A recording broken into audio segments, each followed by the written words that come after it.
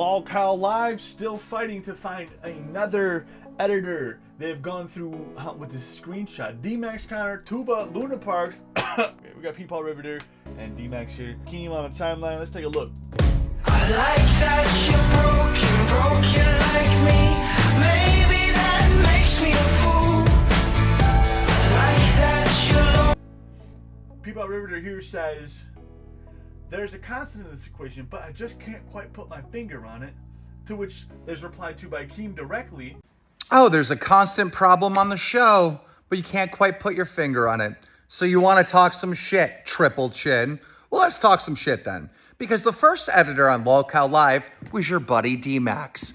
And after D-Max worked for like a week or a week and a half, whatever it was, he requested more money. $2,000 a month to be the editor for LolCow Live wasn't enough money for him. His reasonings? He said that it took him 19 hours to edit a single fucking episode. Peepaw, this is what I want you to do. I want you to go out on your YouTube channel, on your Twitter, somewhere public, and I want you to defend D-Max and say, you know what? It wasn't D-Max's fault that he sucked at fucking editing. It was LolCow Live's fault. Of course it would take 19 hours to edit an hour episode of the podcast. I want you to get behind that. Actually fucking say it. Just so everybody can look at the fucking retard you are. And Peepaw said this. You. Double, triple chin? Yeah, okay, fine, whatever, yeah. So, as far as the money thing, value, whatever, that's really not my, I don't care. That was really between you and D-Max. You know, it kind of boils down to what a man thinks his time is worth. You know, you guys didn't agree that his time was worth that, so whatever. I mean, that's really y'all's thing. I don't give a shit. But you said in your little video, you said that you wanted me with my whole chest defend why it would take 19 hours to possibly edit one video. Well, let's take a little quick look back here. Let's see. This was tweeted out back on November 10th, which was, I'm pretty sure D-Max was editing then. Yeah, matter of fact, I know he was. This is from the LolCow Live, Twitter account. It says, Tommy's video was 2 gigabytes. Boogie's was 3.5. Wings was 26.5, and it's just audio. This show is cursed. This is a little issue compared. Okay, so that might be some reasons why it may have taken 19, 20, whatever hours. Then there's also this tweet that you put out on why there was issues and why he, quote, hated you guys, which I don't think you really did, but, In this conversation, Boogie is talking about the Harry Potter game, and he has said fuck at this point 27 times. Listen. I got to stand on the fucking stage. 28. Got a fucking award. 29.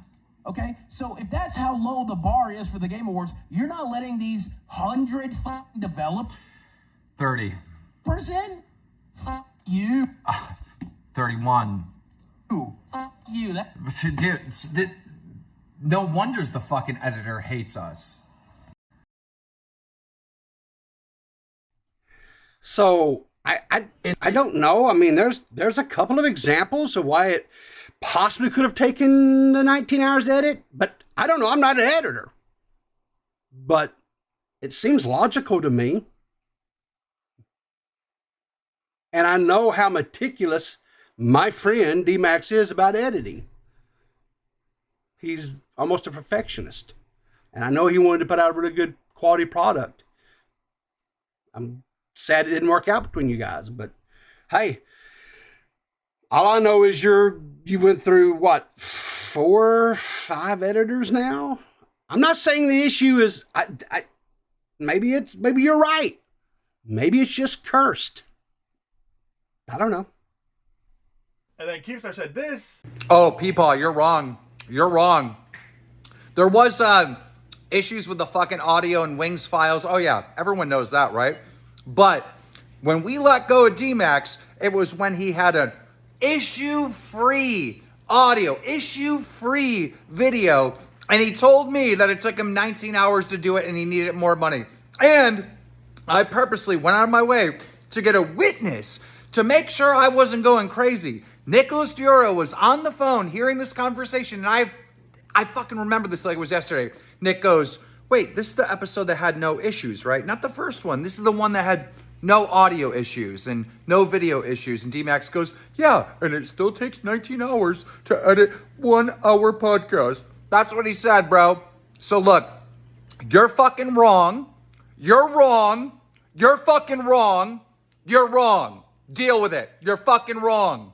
And then D-Max went ahead with this long tweet. I'm going to read it out for you guys here in a minute. Keep started saying, the reason I refused Keem begging for me to take $2K a month was because I wanted $2.5K a month to be the editor, social media manager, and live producer. And yes, you read that right. Keem literally begged for me to take $2K a month at the end of my attempt at an amicable negotiation. Keem initially pitched $500 a month for a trial period, his words, to see if I'd work as an editor. After EP won an amazing reception to the hard work we put into the episode, Keem told me I was social media manager and I had to post a short to Twitter, Instagram, and YouTube every day. I explained my reluctance, but for my troubles, I was raised by $100 to $600 a month.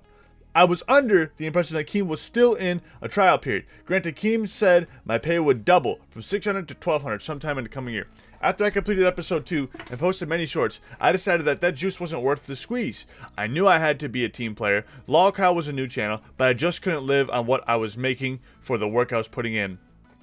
Keem knew that too, because in our first convo, he literally asked how much I need to live. So after episode 2, I asked Keem to reevaluate, because even double pay of $1,200 wouldn't cut it. And it was becoming very clear that Keem was going to milk me for every ounce of talent ability I had. Okay, bro, hold on, chill. Even trying to get me to be in the content. He wanted me to video myself yelling at Wings for messing up his video/audio. I've never been told to yell at a boss before, and I just wasn't going to do that. Sorry, Van Luke. That was the call I got while I was on Clear as Mud, and I literally used my frustration with that call on you. Not actually sorry. Yo, okay, D-Max. Cope.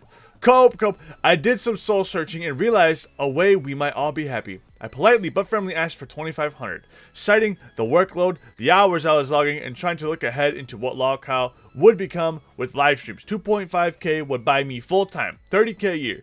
I'd edit every episode to every platform, shorts, social media posts in general, wrangle the crew for missing files, and be the live producer for the LolCow Live. Host the Discord, all of it. And to prove how reasonable that all is, that was Connor's income coming in. During my negotiation, Keem resorted to pleading and then threatening me when that didn't work. He even called Nicholas Diorio to mitigate because Nick had to delete a post of Keem trying to light me up publicly on Twitter about it while I was on the phone with him. Nick left call when he realized Keem was being stupid and I was being reasonable. Nick said he offered to be the editor for 2K, and then Nick said I was a better editor than him. So, after Keem acted like that, there was no longer an amount of money for me to continue working with them. I edited episode 3 after quitting to give... But fuck my kindness, I suppose. In regards to this strangled talking point about how long each episode took me to edit, I did spend a great amount of time on everything I did for LolCow.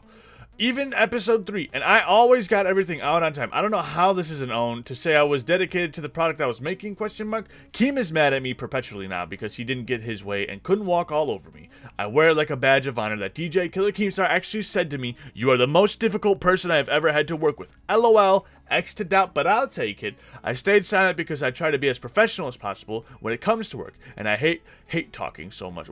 And I hate talking smack about previous clients regardless of circumstances. All productions are stressful, but I'm sick of being cast as a money grubber when I was being completely realistic. Keem, you're a jerk. Enjoy the content. This is completely false, D-Max. Come on, you're capping here. Even we all know this. He goes ahead and states this.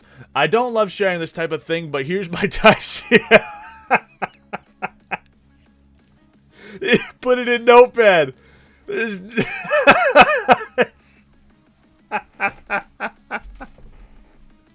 D-Max, bro. You put it in fucking Notepad, bro.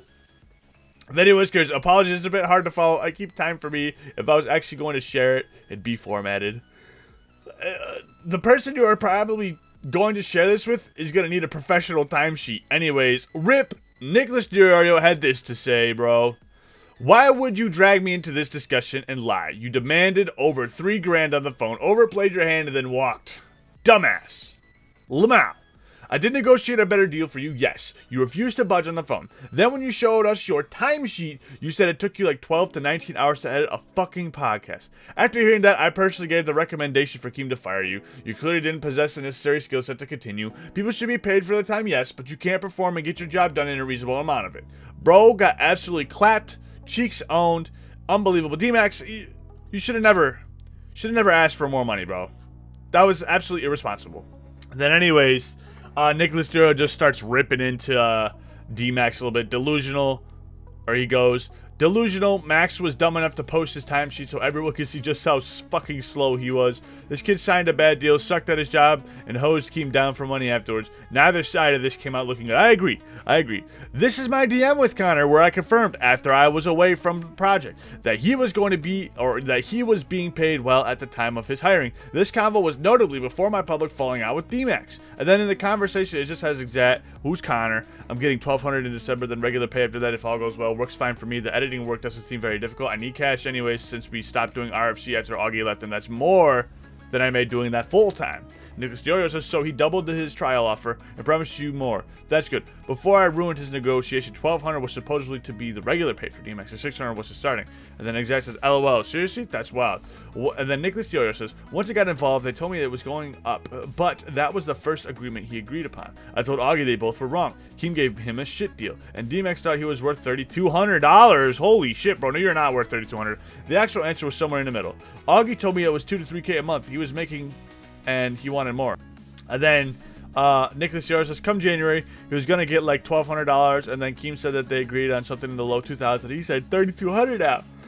Break my trial or I walk. I think you got the job because Tommy hates you. I think that's what Keem's selling point was. And then Exact says, or Connor says, LolCow, that worked out in my favor. That's crazy. Dude's a sociopath. L's all around. I'll see you all in the next one.